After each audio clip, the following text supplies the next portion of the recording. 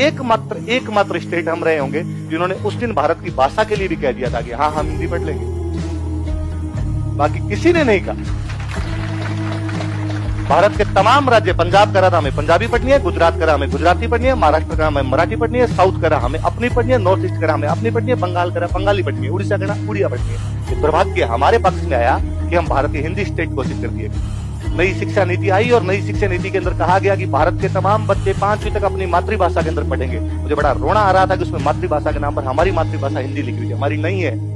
हमने नेहरू जी की बात मानी थी, हमने इस देश की एकता, अखंडता, सुरक्षा के लिए अपनी जीभ कटवाई थी। हम हिंदी राज्य नहीं है, हमारी एक लैंग्वेज थी, हमारी एक मदर टंग थी, पर हमने भारत के लिए उस दिन हमारी मदर टंग खोई। किसी ने जीभ भी कटाई है भारत के लिए तो हम है।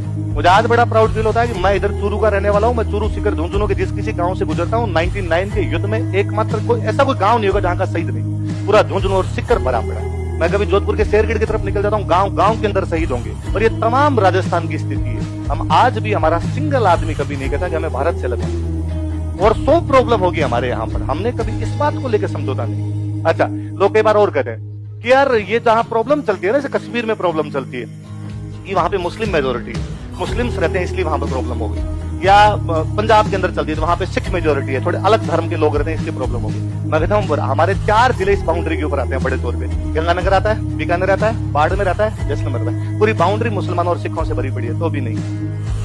पूरी बाउंड्री पर हमारे मुस्लिम और सिख है, पर हमारे वालों तो ये भी नहीं कहा। इसका मतलब तुम्हारे लॉजिक भेद भौंतरे हैं, तुम्हारे लॉजिक बहुत ही अजीब से है। तुम उन लॉजिक को देना भी नहीं चाहते कि तुम्हारी समस्या क्या है। नहीं तो तुम समस्याओं की जड़ों में जाना चाहते। यदि वो समस्या जो तुम गिनाते हो वो फिर हमारे राजस्थान में भी, पर हमारा कोई भी आदमी इस प्रकार की बातें नहीं कर रहा है। तो आज के बाद